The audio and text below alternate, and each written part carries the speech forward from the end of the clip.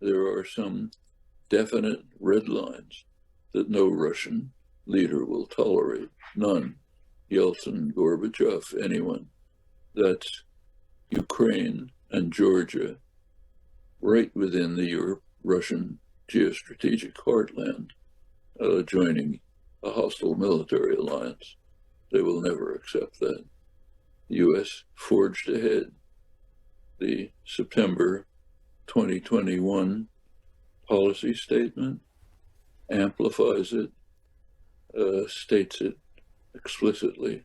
We will go ahead and we will continue to arm Ukraine. If you want to imagine what that's like from the Russian point of view, understood well by high-level U.S. statesmen, as I mentioned, it's as if Mexico were to join a Chinese-run military alliance, carry out joint exercises with the Chinese army, place weapons in Mexico aimed at Washington.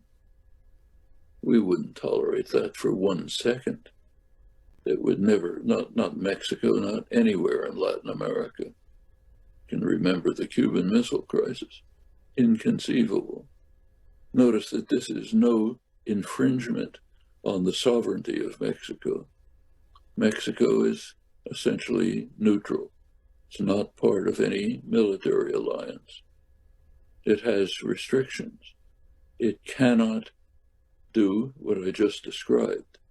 It cannot join a Chinese-run military alliance, carry out military operations with the People's Liberation Army, get training and advanced weaponry from Chinese military experts, place weapons on the border aimed at Washington. Nobody bothers to say this. It's perfectly well understood. Notice that what I've just described is the September 2021 U.S. official policy on Ukraine and Russia. Well, none of that justifies the Russian aggression, which is a kind of crime that ranks with the U.S. invasion of Iraq, the Hitler-Stalin invasion of Poland, other examples of what the Nuremberg Tribunal called the supreme international crime of aggression, not in defense. Nothing justifies that. But to understand is not to justify.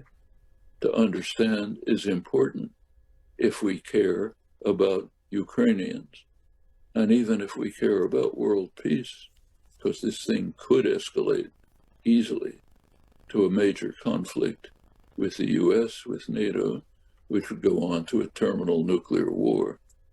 So we should try to understand, and again, recognizing that understanding is not justifying.